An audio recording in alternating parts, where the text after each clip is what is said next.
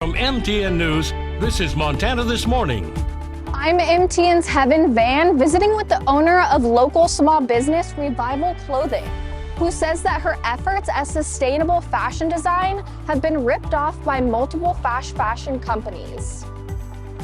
And it's time to go bird watching, but well, you may need a delicately placed camera to spot these bald eagles in California. But how did the nest do amidst all the rain and snow and storms that California has gotten?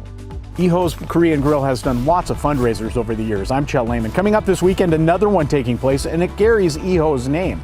But this isn't for Ho's cancer battle. This is a fundraiser for a group that has helped her in that battle. Alrighty, it is 6:30 on this Friday morning, February 23rd. Jane McDonald and Matt Elwell with you. Now, this is a look at our Bozeman iCam that you see right behind us, and you can kind of see some smoke coming out of the Bridger Mountain area. We've been watching it all morning long. And the information we have, this is a controlled fire, so part of the Bozeman Municipal Watershed Project, as we understand here. Nothing to worry about, so they're keeping an eye on it. Temperatures this morning, crisp and cool, but not frigid by any stretch. 25 degrees in Belgrade, 17 in Butte. Light wind to start the day. We're looking at a lot of sunshine as we go through the afternoon today. Daytime highs expected to top out pretty quickly right into the low 40s. We're talking full sunshine today, a pretty good amount of sunshine to start the day tomorrow, but we do have big changes in store.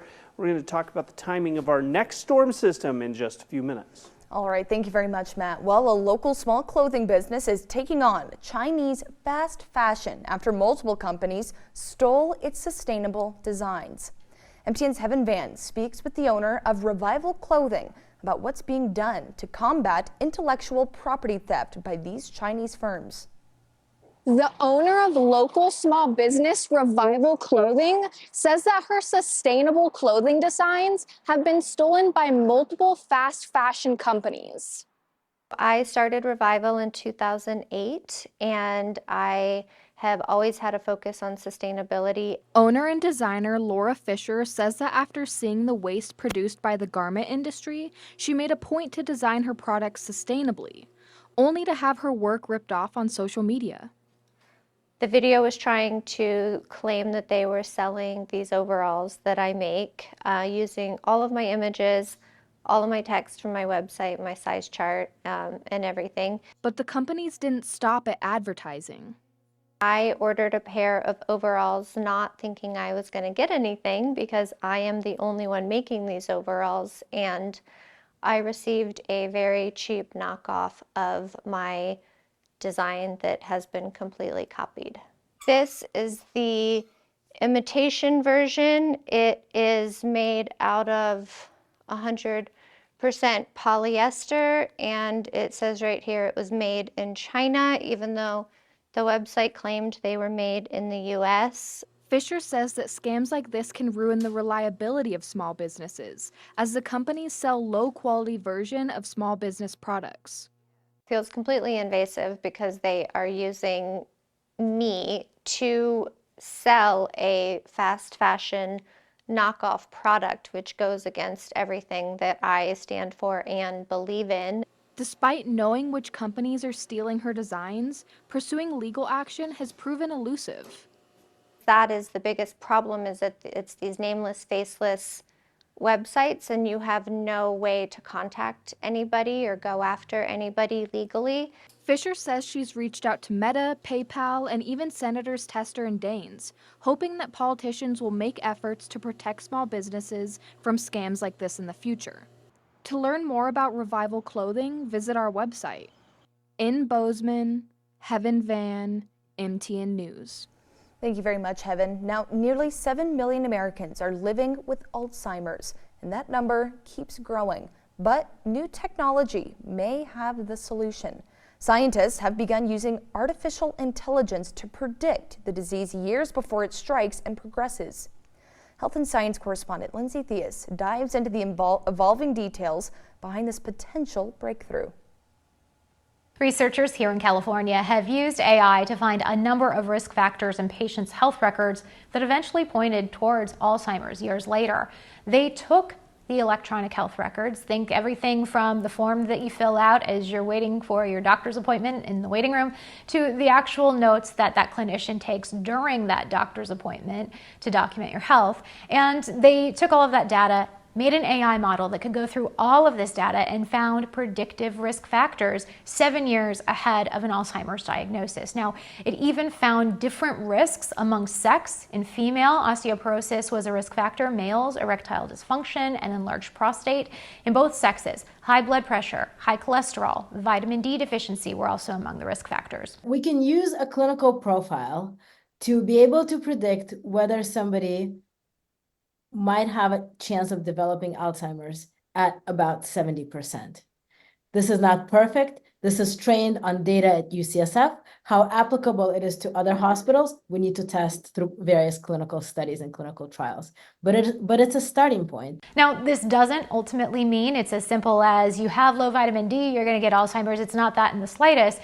We don't have the data for that, quite frankly, or the research, but it does start to pave the way for AI tools for clinicians. This actually builds upon other AI uses currently being researched as well. For example, artificial intelligence can look at brain scans, PET scans, and detect Alzheimer's years earlier. Now it's a lot of the safer ways of, like maybe screening patients, maybe kind of thinking about different diagnoses for patients, going a little low risk. And then for the higher risk, we do want more guardrails in place. We don't want to do something wrong because of an AI model. Now, again, this wasn't 100% certain. So first, there need to be more clinical trials looking at patients, following their electronic health records instead of anonymous ones, which is what was used here. But AI models like this could be tools in that back end on the clinical setting, perhaps finding all of these different data points about one of these risk factors for a new patient, and then prompting a doctor to ask more about their medical history. Lindsay Thies, Scripps News, San Francisco. And it's about that time to go bird watching. But for these birds, well, you may just need a delicately placed camera to spot this pair.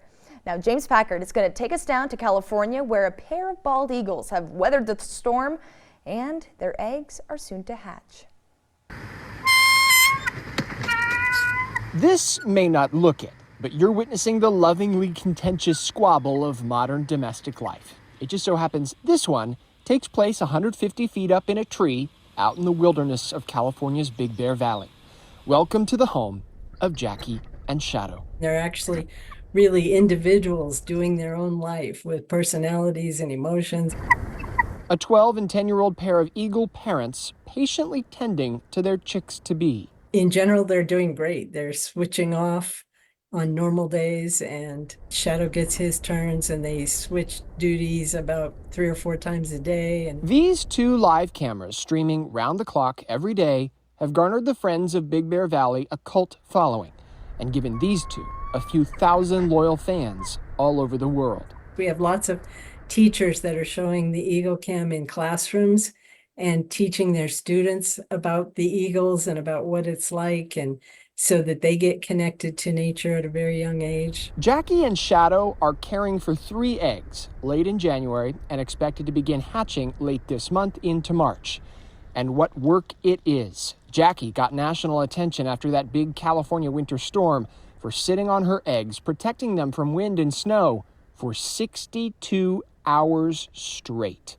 No breaks. They have waterproof insulated feathers, so the water just rolls off of them, and they have lots of down underneath, so it's like they're wearing a big parka. The attention, an encouraging sign to conservationists who want to see more public engagement in land and habitat conservation. These cameras are not only sharing the story of these birds and that species, but also the story of climate change. Liliana Griego volunteers with the Sierra Club chapter in Los Angeles. You can see Big Bear Lake, and you see the various impacts that these birds are facing as well. So in the massive storms that we just got, right, we saw how impactful that's going to be and how much stress it's going to put on that species. And then on the other end, when we have massive drought, you can see the level of the lake drastically decline. And how is that going to impact the birds? Being able to spark that curiosity, to get a glimpse of that magic, does create this sense of responsibility. A noble cause getting a lift thanks to Jackie, Shadow, and their future hatchlings. James Packard, Scripps News, Los Angeles. Now, a little bit closer to home, Ho Pomroy has built a successful downtown business, and she's helped shape policy as a member of the Bozeman City Commission. And now she is fighting cancer. And as MTN's Chet Lehman tells us, that fight hasn't slowed her down in her work to better the community. We've done a few stories about Ho Pomroy's battle with cancer. This story is not like that, however. There's going to be a big fundraiser here at Ho's Korean Grill this weekend, and it is a fundraiser, but it's not for Ho's cancer treatment. This is a fundraiser for some people who have helped her in the battle against cancer. Cancer Support Community Montana has been very kind to my parents. We were planning on doing a fundraiser for them sometime in March, and we were going to have a little bit more planning. However, as with a lot of people's health, my mom's health has taken a downward turn fairly quickly, although her spirits are still very good. The cancer has left Ho paralyzed from the waist down. For those who know this busy woman, that's a struggle for her.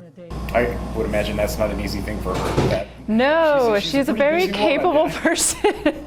And it happened really fast. You know, her and I went to a hot yoga class, and then 48 hours later, her left leg was fully paralyzed and her right leg was going. So it went very quickly. So from 11 to 3 on Sunday, crews are assembling a set menu. Come and get it. All proceeds raised will go to the cancer support community. Ho won't be on hand, but she won't be far away either. She never is, from this business that started as a cart many years ago. Plus, she's Ho. She's handling cancer more gracefully than anyone I've ever known. They're expecting a great crowd here on Sunday. That's why they're going to set up a takeout station right here behind me on the sidewalk so you can come and go quickly, make your donation, get your food, and leave. The best news of all, though, because it's on Sunday, the parking lot right over there for the Gallatin County Courthouse will be available for anybody who wants to come. In Bozeman, Chet Lehman, MTN News. Thank you very much, Chet. All right, it is 6:42 now. We're going to take a short break here in Montana this morning. But when we come back, we're going to take a look at your forecast. We have all your top stories coming up and some tips so you don't waste your money. I'm John Matteries. Accidents happen every day, but these days, a lot of people are getting lowball offers from their insurance company. How to keep more cash in your pocket.